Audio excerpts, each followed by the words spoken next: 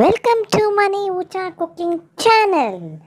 ಇವತ್ತು ಯುಗಾದಿ ಸ್ಪೆಷಲ್ ಅವರೆಕಾಯಿ ಅಕ್ಕಿ ರೊಟ್ಟಿ ಮಾಡೋದು ಹೇಗೆ ಎಂದು ನೋಡೋಣ ಬನ್ನಿ.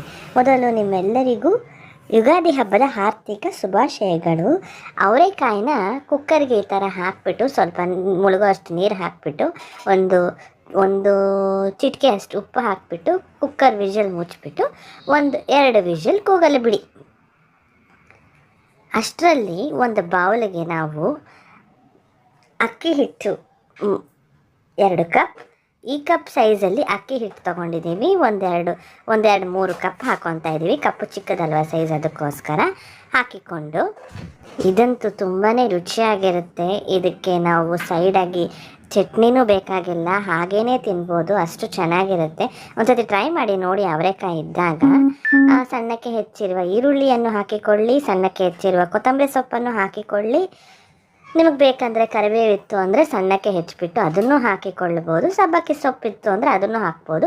ಸಬ್ಬಕ್ಕಿ ಸೊಪ್ಪು ಇಲ್ಲ ಅಂದರೆ ಕೊತ್ತಂಬರಿ ಸೊಪ್ಪು ಹಾಕ್ಕೊಳ್ಳಿ. ಸಬ್ಬಕ್ಕಿ ಸೊಪ್ಪಿತ್ತು ಅಂದರೆ ಕೊತ್ತಂಬರಿ ಸೊಪ್ಪು ಅವಶ್ಯಕತೆ ಇಲ್ಲ. ನಂತರ ಸ್ವಲ್ಪ ರುಚಿಗೆ ತಕ್ಕಷ್ಟು ಉಪ್ಪು ಹಾಕಿಕೊಳ್ಳಿ, ನೋಡ್ಕೊಂಡು ಹಾಕ್ಕೊಳ್ಳಿ, ಯಾಕಂದರೆ ಕುಕ್ಕರ್ಗೆ ಬೇಯಿಸೋವಾಗ ಹಾಕಿರ್ತೀವಿ ಅದಕ್ಕೆ. ನಂತರ 1 ಟೀ ಸ್ಪೂನಷ್ಟು ಜೀರಿಗೆ ಒಂಚೂರು ಹಾಕ್ಕೊಳ್ಳಿ. ಹಾಕ್ಕೊಂಬಿಟ್ಟು ಈ ಕಾಯಿ ತುರಿ ಸ್ವಲ್ಪ ಮಿಕ್ಸಿನಲ್ಲೇ ಹಾಕ್ಕೊಂಡು ರುಬ್ಬಿದ್ದೀವಿ ಕಾಯಿನ, ಅದನ್ನು ಹಾಕ್ಕೊಳ್ತಾ ಇದ್ದೀವಿ. ಹಾಕ್ಕೊಂಡು ಚೆನ್ನಾಗಿ ಮಿಕ್ಸ್ ಮಾಡಿಕೊಳ್ಳಿ. ಇದು ಚೆನ್ನಾಗಿ ಮಿಕ್ಸ್ ಆಗಬೇಕು, ಆವಾಗಲೇ ಟೇಸ್ಟ್ ಬರೋದು. ನಂತರ ನಾವು ಅವರೆಕಾಯಿನ ಬೇಯಿಸಿರ್ತೀವಲ್ವಾ, ಆ ನೀರಿನ ಸಮೇತನೇ ಹಾಕ್ಕೊಳ್ಳಿ. ಆ ನೀರನ್ನ ವೇಸ್ಟ್ ಮಾಡೋಕ್ಕೆ ಹೋಗಬೇಡಿ. ಸ್ವಲ್ಪ ನೀರು ಹಾಕಿರ್ತೀವಲ್ವ, ಆ ನೀರಿನ ಸಮೇತನೇ ಬೇಯಿಸಿರೋ ಅವರೆಕಾಯಿನ ಹಾಕಿಬಿಟ್ಟು ಚೆನ್ನಾಗಿ ಮಿಕ್ಸ್ ಮಾಡಿಕೊಳ್ಳಿ. ಇವಾಗ ನೀರೇನಾದರೂ ಅವಶ್ಯಕತೆ ಇತ್ತು ಅಂದರೆ ಎಕ್ಸ್ಟ್ರಾ ನೀರು ಹಾಗೆ ಹಾಕ್ಕೊಂಡು ಮತ್ತೆ ಚೆನ್ನಾಗಿ ಮಿಕ್ಸ್ ಮಾಡಿಕೊಳ್ಳಿ. ಇದು ಚೆನ್ನಾಗಿ ಏನದು ಚಪಾತಿ ಹಿಟ್ಟಿನ ಥರ ಇನ್ನು ಸ್ವಲ್ಪ ತೆಳ್ಳಗಾಗಬೇಕು. ಅಲ್ಲಿವರೆಗೂ ನಾವು ಚೆನ್ನಾಗಿ ಮಿಕ್ಸ್ ಮಾಡ್ಕೊಳ್ಬೇಕು, ಕಲಿಸ್ಕೊಂಡು ಇಟ್ಕೊಳ್ಳಿ. ನೋಡಿ ಈ ಥರ ನೀವು ಬೇಕಂದರೆ ಇದನ್ನು ಬ್ರೇಕ್ಫಾಸ್ಟ್ಗೂ ಮಾಡ್ಕೊಬೋದು, ಡಿನ್ನರ್ಗೂ ಆಗುತ್ತೆ. ಮಕ್ಕಳಂತೂ ತುಂಬ ಇಷ್ಟಪಟ್ಟು ತಿಂತಾರೆ. ತುಂಬಾ ಚೆನ್ನಾಗಿತ್ತು, ಟ್ರೈ ಮಾಡಿ ನೋಡಿ ನೀವು, ತುಂಬಾ ಚೆನ್ನಾಗಿರುತ್ತೆ.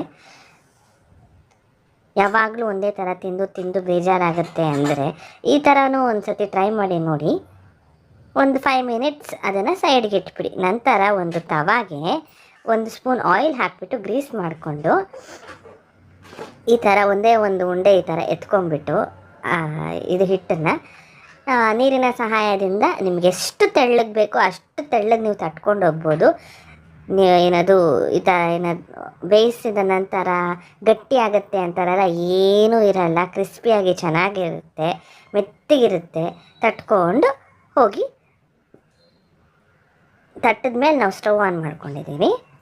ಇದನ್ನು ನೀವು ಈ ಥರ ಆಯಿಲ್ ಹಾಕ್ಕೊಂಡು ನೋಡಿ, ಸ್ವಲ್ಪ ಬೇಯಿತು ಅಂದರೆ ನೆಕ್ಸ್ಟ್ ಸೈಡ್ ಫ್ಲಿಪ್ ಮಾಡಿಕೊಂಡು ಒಂಚೂರು ಆಯಿಲ್ ಬೇಕು ಅಂದರೆ ಆಯಿಲ್ ಹಾಕ್ಕೊಳ್ಳಿ.